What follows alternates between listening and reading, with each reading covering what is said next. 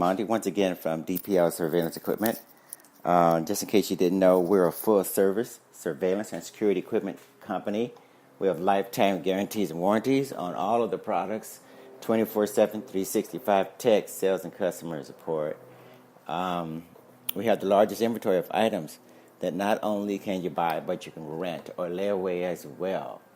And we have an extremely large amount of educational information in the way of podcasts like this one, blogs, videos, articles, etc., etc. So go to the website and take a look around. We just redesigned it and optimized it for mobile, and we even have a lot of used products that we just posted to the website. The used products are actually rental items that of course we can't sell as new because they've been rented out one or more times, and you can save a lot of money. I'm not going to extend the guarantees and warranties to the used items, but they're heavily discounted, so you can save money by purchasing them. And as I mentioned before, most of the used products have only been rented out one time or one or more times, so you can rest assured that these are just like new, a lot of them. And then also, what else? Oh yeah, we accept Bitcoin.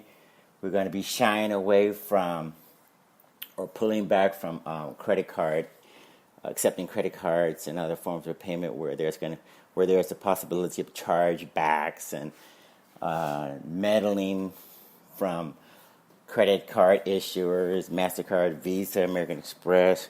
We want to get away from that business model. We wasted too much time and effort. We're dealing with those customers who use their credit cards as a way to take advantage of merchants. So that's going to be a thing in the past for us, and we think it's going to be a thing of the past for a lot of companies, actually, considering all of the items that are returning back to stores after someone uses them, plays with them. People have all kind of weird motivations. Anyway, it's costing the industries too much.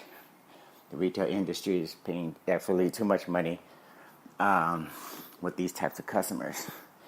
So moving right along, this particular session, I'm doing my morning chores.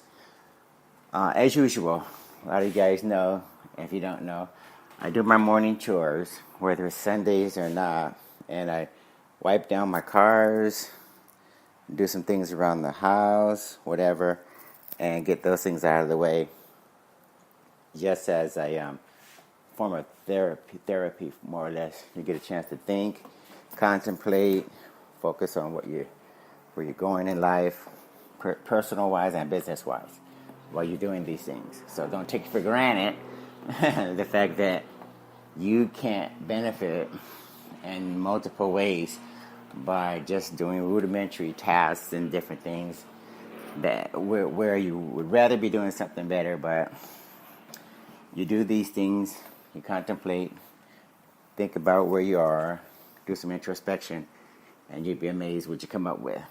So what I've come up with today is we're going to focus on African Americans and genetic testing. Now, you may ask, I'm glad you asked, what does African Americans and genetic testing, what do they have in common? Well, one thing that comes to mind is, and this is what the article is all about actually, is there's a lot of apprehensiveness when it comes to African Americans and us getting our DNA tested and us finding out what we're made of. Okay? Let me repeat that. As an African American, when you get your DNA done, you send it to a company like 23andMe, like I did, or you can send yours to a company called like African Ancestry or something like that. Or there may be a company called All of Us. I can't remember whether that All of Us is actually African American centric or not. But definitely take a look at 23andMe, take a look at African Ancestry, and see if you want to find out more about yourself. Now, the reason why this is so important And the article talks a lot about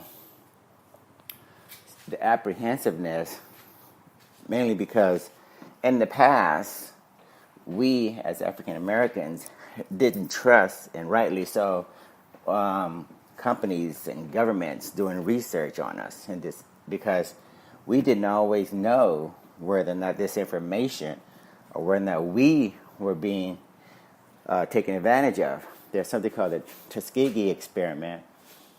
I think it took place in Alabama. I can't remember. You can do your own research, but as a lot of you know, the Tuskegee experiment was a situation whereby our faithful, loyal, responsible government decided to expose African Americans to syphilis, and without our knowing it or even consenting to it, we were in this weird experiment for a number of years, up until 1975, I think, where we were given syphilis intentionally without our knowledge, and instead of us getting penicillin, a lot of us weren't given anything. We were given a placebo, and the government wanted to find out how we were reacting.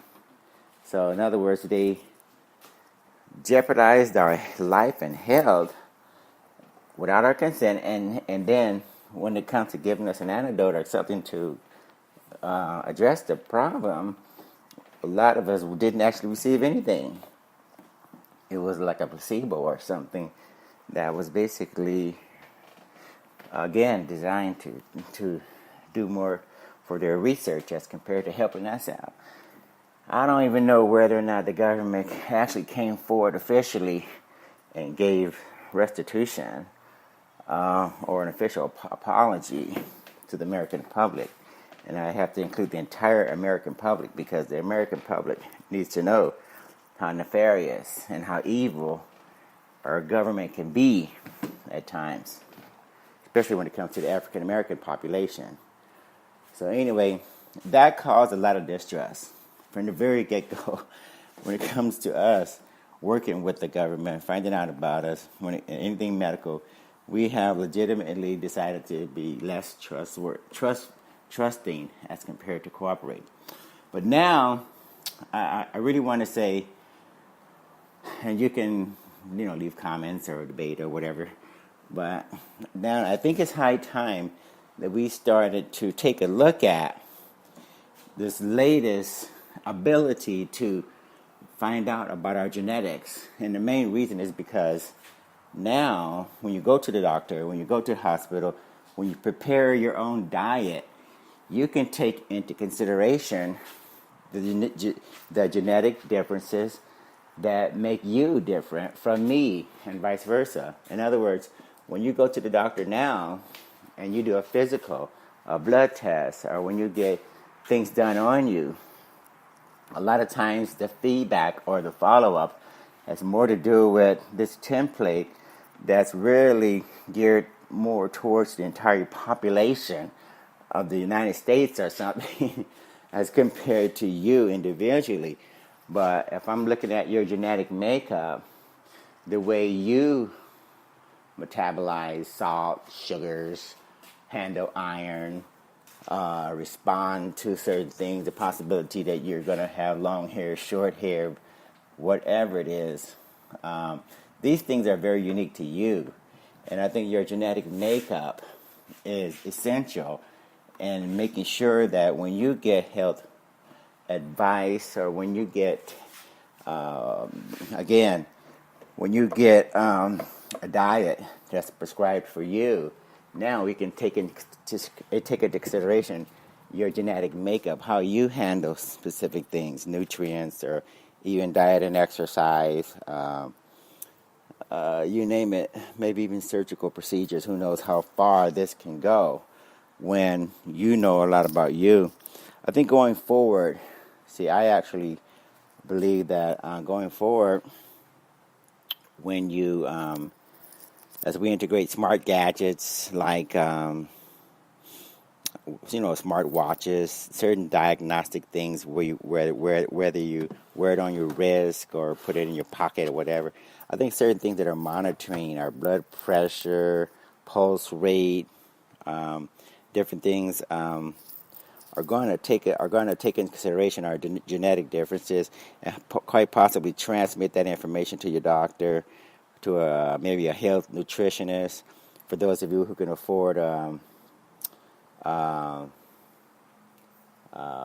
have like your own cooks who prepare specialized meals for you or something, I think it's going to be a major advantage. Everybody's looking for an advantage. Everybody's looking for an edge.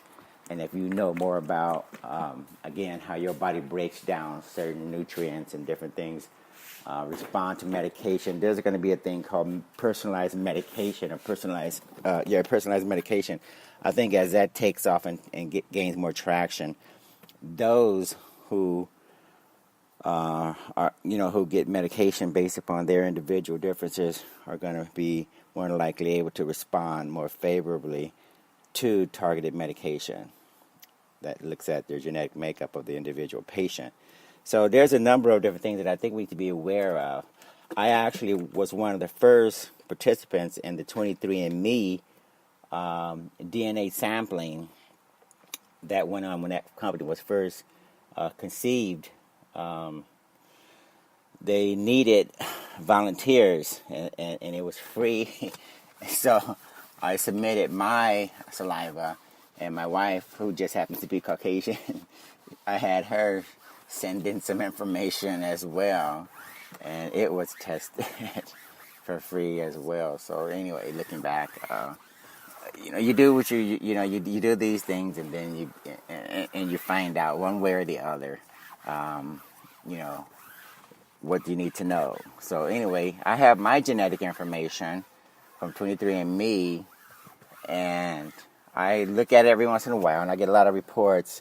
And 23andMe gives you a lot of reports, very specific reports about everything about you, genetically speaking. So that actually could be taken to a doctor, taken to a hospital, and taken to a nutritionist. People who work out in the gym, do weight training and stuff like that. A lot of times we want to know about macros. We want to know about how to cater our diet specifically, taking into consideration very specific things. And if you can take macros to a higher level, there's something called nutrigenomics. I think it's called nutrigenomics. It basically means that it's actually like, pardon the pun, it's like macros on steroids. You get to cater your diet and nutrition and your foods and everything very, very, very specifically towards your genetic makeup again. So I think the pluses outweigh the negatives. Let's try to be a little bit more open-minded. Go to AfricanAncestry.com. Go to 23andMe, whatever. Do your research and try and find out whether or not you can benefit by having more information about yourself. It's almost like doing a colonoscopy. Nobody looks forward to doing colonoscopies, but once you get it done, and once you get your bill of health, hopefully a clean bill of health, now you know whether or not you're on the right track or not.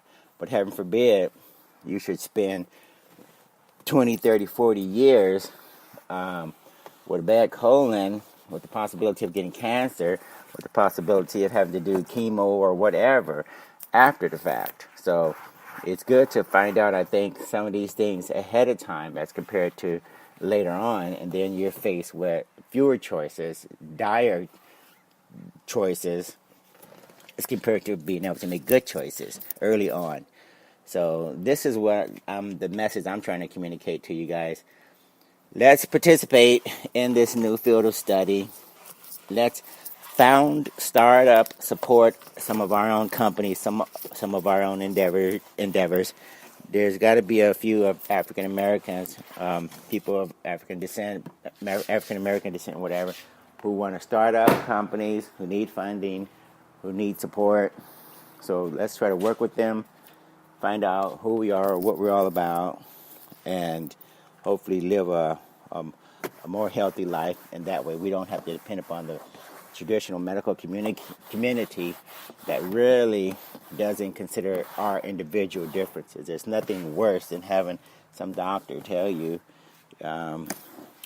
here's some prescription or here's some diagnosis or something that's really designed for 200 million people, but we're going to lump you in with everyone else, when in actuality, we can find out your individual genetic makeup and design meals for you, design a health workout regimen for you, design medication especially for you, you name it. It can go on and on and on when you're actually looking at the individual differences as compared to a template designed by the Food and Drug Administration or some agency who could care less about your individual differences. So anyway, I'm going to include this particular article, as I usually do, in the podcast, so you can look at the specifics and determine whether or not this is something you can benefit from. Okay, so you guys, again, as usual, as I always say, stay safe, keep your eyes and ears open, and we'll talk later. Thanks. Take care. Bye.